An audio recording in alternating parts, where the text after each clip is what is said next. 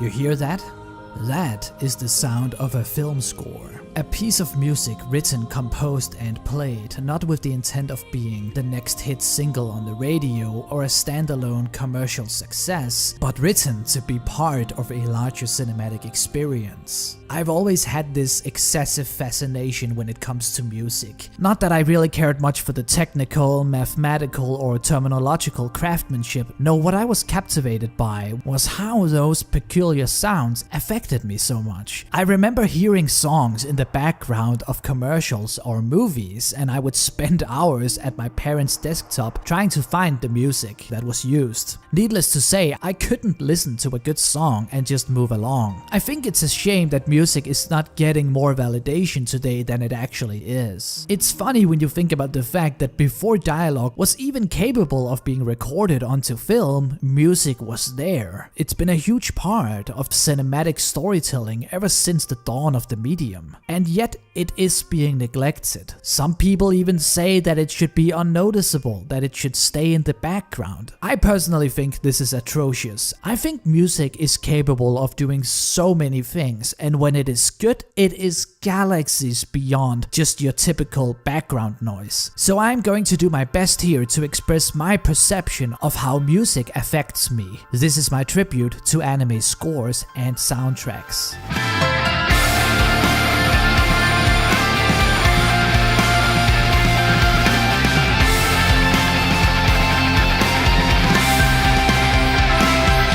Let's begin with atmospheric and mostly subtle pieces that amplifies emotion and mood, more so than drives the narrative. This is music that's somewhat expected to be in whatever anime it is in. It is done by using genres and instruments that are commonly associated with the setting of the story, or at the very least, it doesn't distract heavily from it. The biggest obstacle here is that this is the easiest type of soundtrack to become generic and therefore forgettable. Thankfully, there are soundtracks that manage to be memorable even when they are conceptually expected. There is the smooth jazz in Baccano.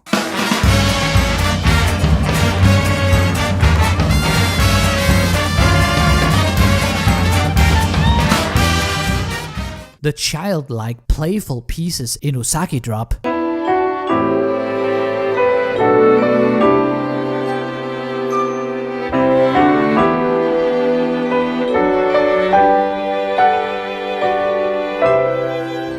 The grand, epic and royal compositions in Fate Zero.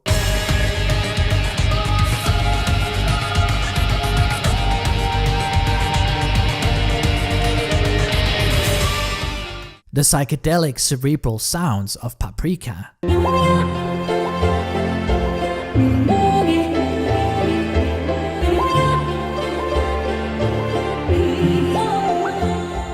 One that really nails it is Studio Ghibli's Joe Hisaishi. Movie after movie, he brings memorable and beautiful scores, yet never leaves the expected emotion. You know that the next work of his is not gonna include heavy guitar riffs or electronic synth. The success of this, besides him being an amazing musician and composer, stems from the fact that he always manages to come up with very distinct melodies that sort of levitates over the scores. It's a nice way of giving your audience a hook that they can associate with the movie. Like when you hear this,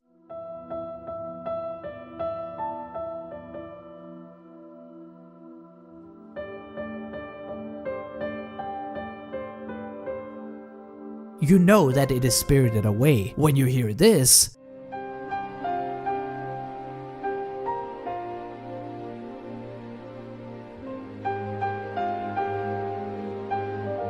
you know that it's Princess Mononoke.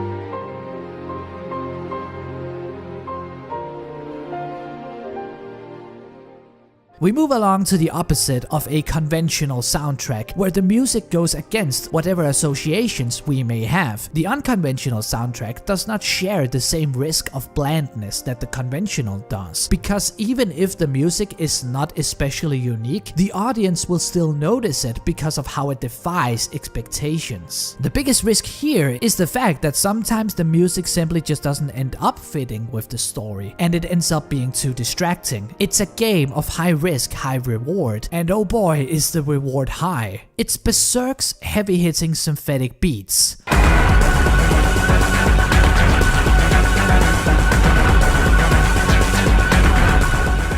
It's the western jazzy notes in Cowboy Bebop. I think it's time to blow this scene. Get everybody in the stuff together. Okay, 3, 2, 1, let's jam. It's the hip-hop, rap and R&B tunes of Samurai Champloo.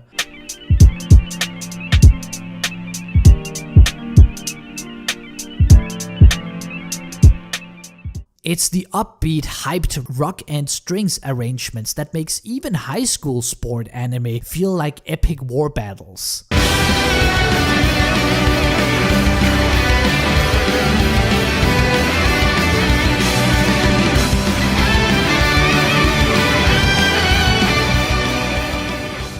Music in an anime becomes an indicator when the director wants to draw the viewer's attention to something very specific or to point out that something important is going on. It is commonly done to alarm the audience, which happens often in horror or thriller settings, but I personally love it when it feels like the director is thinking, oh yeah, I know what's happening here now is really awesome. Take this scene from Death Note where Yakami Soichiro has driven a truck straight into a TV building to stop the broadcasting of Kira's tape to prevent Kira from gaining more public support. After succeeding, he is contemplating how he can leave the building without letting Kira ever seeing his face. That is when Detective L tells him just to walk out the front. And then this happens.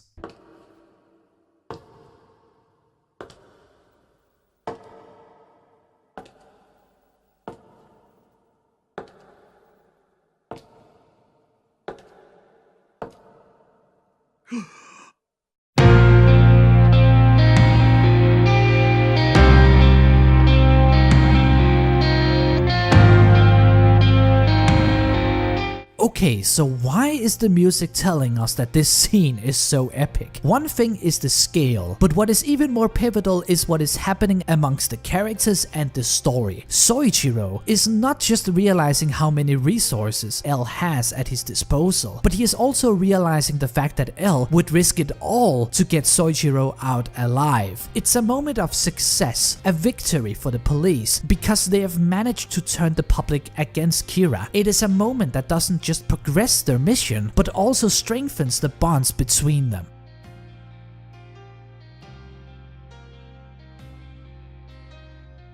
Anime opening and ending themes feels like a different realm altogether, but when talking about indicators, then I can't help but to quickly talk about when anime uses their openings or endings as background music in the actual episodes. When watching an anime series, the openings and endings becomes part of the series aesthetic. It's something we associate with the anime as a whole, so when they start playing during an episode, it becomes an emotional indicator. Kuroko no Basket did this to create excitement. Let me higher, get me higher.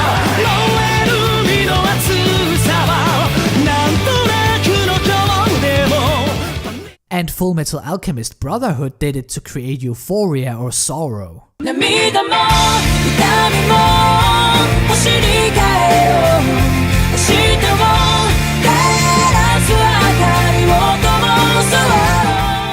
Counterpoint music is a musical term that is broad in its meaning. Within the context of movies and anime, the term is sometimes used to describe when the emotions expressed by a song and in a scene are opposite. So basically sad music playing during a happy scene and vice versa. Now, I'm no shrink and my exes would probably all agree that I don't know much about feelings, so I cannot explain the psychological mechanics as to why exactly a sad song should work during a happy scene. I find it effective because it can feel jarring, like something is wrong or off, which could very well be the intention of a scene. I think that every song has a slice of melancholy in it, and that is shown during this pivotal scene of Metropolis, where a happy song about love plays during a time of crumble and despair. I can't stop loving you.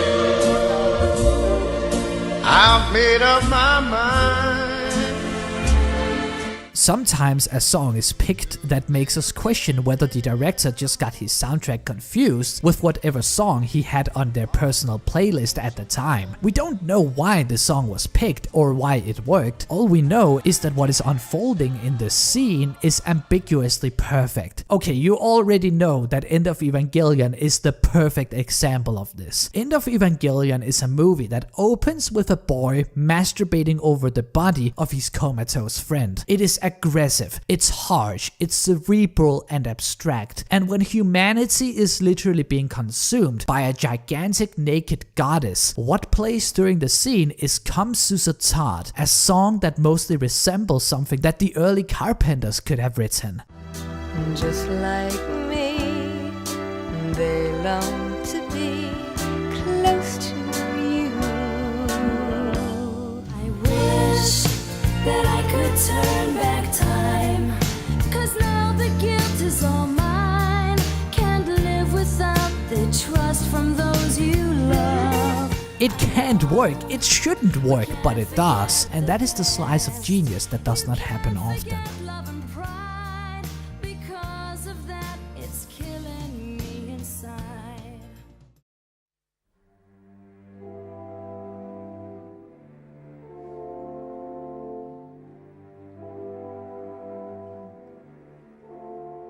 We've talked about music as amplifiers, music as mood setters, and as indicators. Let's talk a bit about when it actually narrates the story, or at the very least helps it along. It's sometimes done by using a piece of music that has a pre-established story and or meaning behind it. A good example is in the movie The Disappearance of Haruhi Suzumiya, where Erik Saate's compositions Je m'appelle Non Sillon and Je te veux are all used. There is a lot of speculation as to what inspired these three compositions, but it's a general consensus that it's about the dance and struggle between lovers, and about a woman's dearest wish to being with her beloved, which, if you have watched the film, makes perfectly sense. Another way of using music to narrate the story is by literally having words in it. Yes, we are talking about lyrics. To some composers, instrumental tracks aren't just enough, so they bring in vocalists to add something extra. This, when used appropriately, can affect a scene and help the narrative along. This happens in Darker Than Black to showcase indifferent sorrow.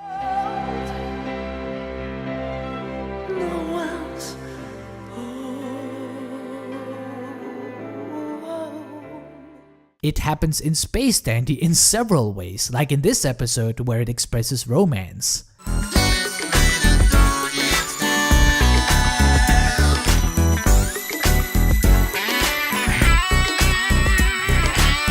And it happens in Kekai Sensen, where it describes a flirtatious relationship that we haven't really seen much of on screen. Catch me if you can, oh darling, you are so charming. 'Cause you won't, no you can catch me if you can, but this is all in vain. And I don't think anybody can forget about this one. Don't lose your way, your mind free how to be as one, don't be afraid. Let's wrap this up by talking about when music transcends and becomes more than something supplementary. So far, we have been talking about different scenes, sequences, or whole anime that were either changed, strengthened, or completed by the aid of music. But if we're being completely honest here, all of those scenes could still technically work if you hit the mute button, albeit they'd be much worse or just misrepresented altogether. Now I would like to talk about when music is not just helping the story, it is the story. But what would something like that even look like?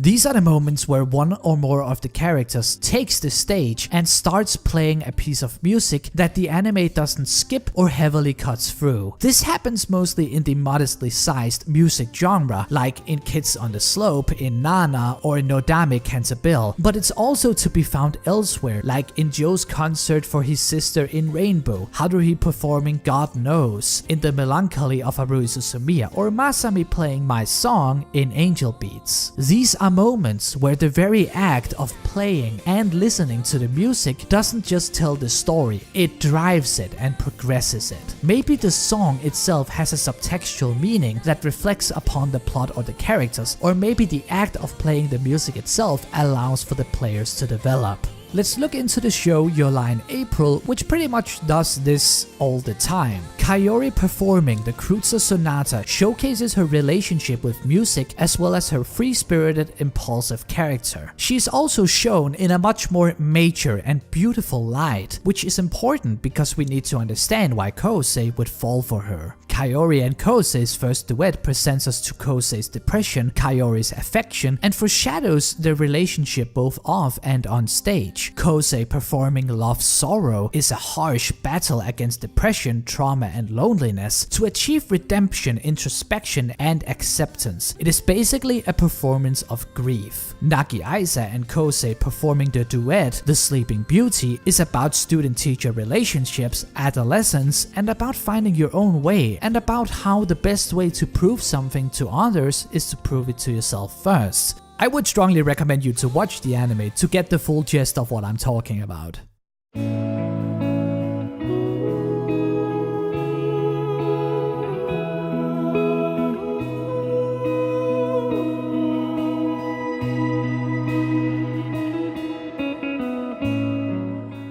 Music is one of several dynamics in the anime experience. That does not mean it necessarily has to be spectacular, but it does mean that it can be. If there is one thing I hope you'll take away from this video, it is that point. I am not going to tell you that your least favorite anime is suddenly worth rewatching because it had good songs in it. In fact, it kind of breaks my heart when unpolished or poorly directed anime gets a spectacular soundtrack, because the music is sort of forgotten alongside the anime, and I think that is a shame. I've been in several conversations where someone talks about how awful an anime is, and I reply with, sure, but the music was great, wasn't it? And they just stared ambiguously at me with an expression of, who even cares? You definitely don't have to care about the music in anime, but now I've put my best effort in expressing why and that I do.